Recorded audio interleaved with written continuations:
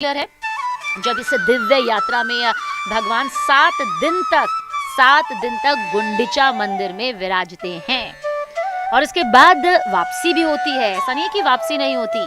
जब इसके बाद गुंडिचा मंदिर से वापसी होती है, मतलब जब भगत जब वो पूरा स्नेह प्रेम मासी गुंडिचा के जरिए दे दिया जाता है तो फिर बहुधा यात्रा होती है। इसे बहुड़ा भी कहते हैं, कुछ बहुधा भी कहते हैं। ये यात्रा होती है वापसी यात्रा, जिसे कहा जाता है कि पुनः जगन्नाथ मंदिर में लौटा जाता है। अब आप ये जो 3 रथ अपनी आंखों के सामने देख रहे हैं ना, ये महज रथ नहीं है। अगर आप ये सोच रहे हैं कि महज रथ निकाला जा रहा है, आप समझिए नंदी घोष ये भगवान जगन्नाथ का रथ है। नंदी घोष मतलब अगर आपकी आंखों के सामने भगवान जगन्नाथ का रथ है तो इसे नंदी घोष कहा जाता है। इसमें जानते हैं कितने पहिए होते हैं?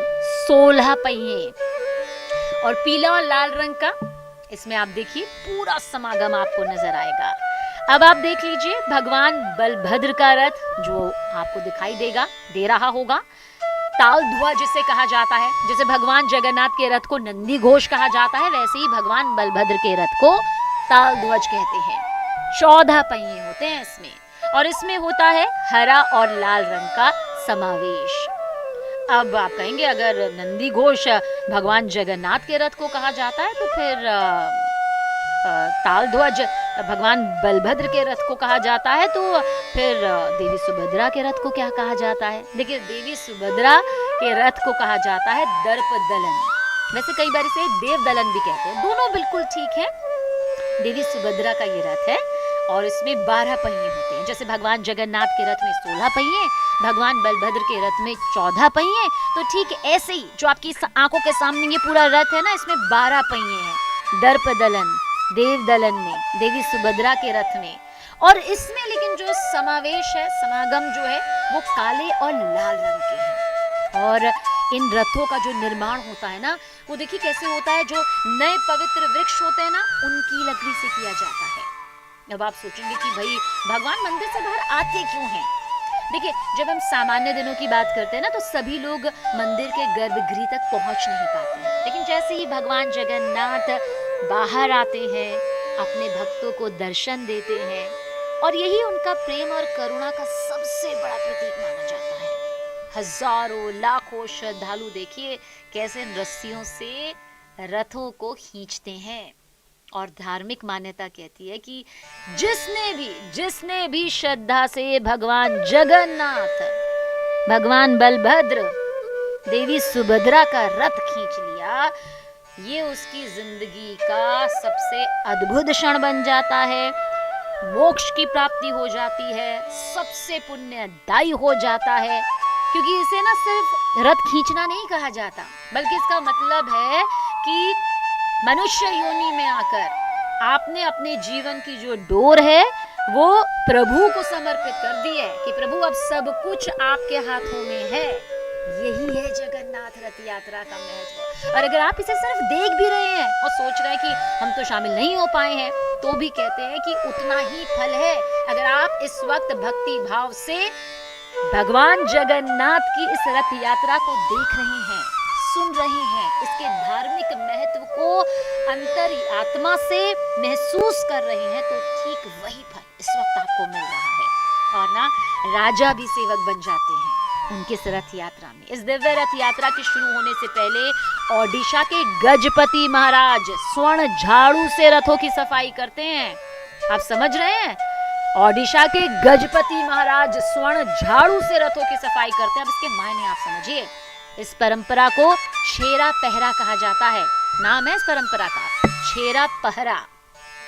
इसका संदेश देखिए साफ है, भगवान के सामने, उस ईश्वर के सामने, चाहे राजा हो, चाहे रंग हो, चाहे कोई साधारण व्यक्ति हो, सब समान है। आप चाहे कितना भी क्यों ना पैसा कमा लें, आप समाज में किसी भी ओहदे में क्यों ना आ जाए, लेकिन आप भगवान के सामने समान है।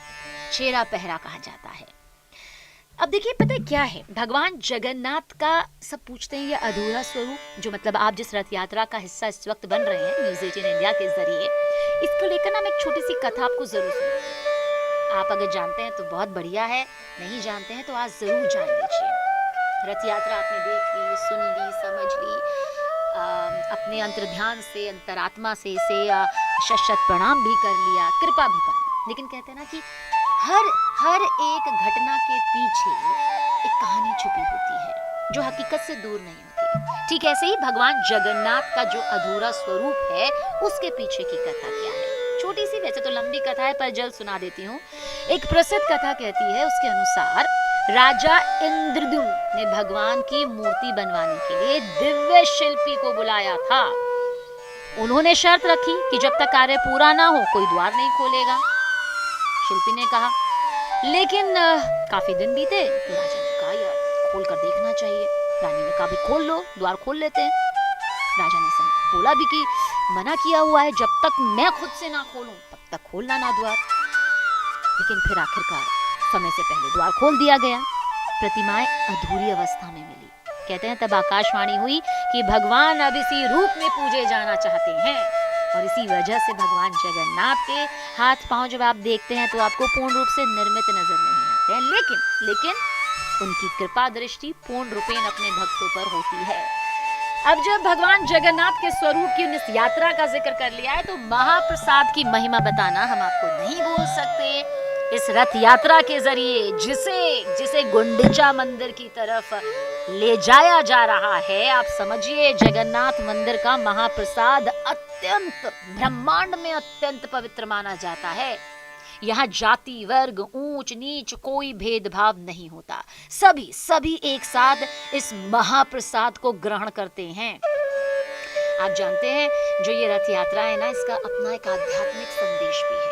भगवान अपने भक्तों के पास स्वयं आते हैं। हम कहते हैं ना हमेशा भक्त भगवान के पास जाते हैं, नहीं, भगवान भी अपने भक्तों के पास आते हैं। ईश्वर के सामने सभी समान हैं। वो कहते हैं प्रेम सेवा सबसे बड़ी पूजा है। प्रेम, करुणा, मानवता ही सच्चा धर्म है। और ये जो जीवन रूपी रथ है ना, उसका सारथी भगवान को बना लीजिए। श्री कृष्ण और जगन्नाथ एक ही है। जब हम वैष्णव परंपरा का जिक्र करते हैं ना, तो उसमें भगवान जगन्नाथ को श्री कृष्ण का ही सार्वभौमिक रूप माना जाता है।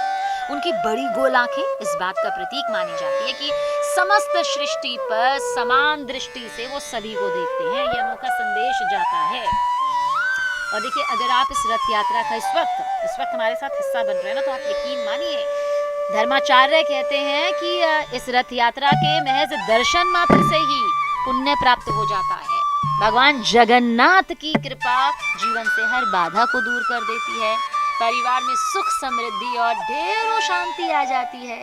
और अगर कोई ना इस वक्त सच्चे मन से कोई प्रार्थना कर रहा है तो भगवान उस प्रार्थना को अवश्य सुनते हैं। अब ये भी है कि भाई भगवान जगन्नाथ सिर्फ ओडिशा के नहीं, पूरे जगत के नाथ हैं। इसलिए प्रेम, श्रद्धा, समर्पण से जो भी भगवान जगन्नाथ को स्मरण करता है, वो उसे अपनी रथ यात्रा में आने का आज नहीं तो कल जरूर मौका यहाँ पर देते हैं। और आप देखिए, जब हम कहते हैं ना कि विश्वकर्मा साक्षात बढ़ई के रूप में आए, उन्होंने भगवान जगन्नाथ की ये प्रतिमा यहाँ पर बनाई। जब राजा ने कहा कि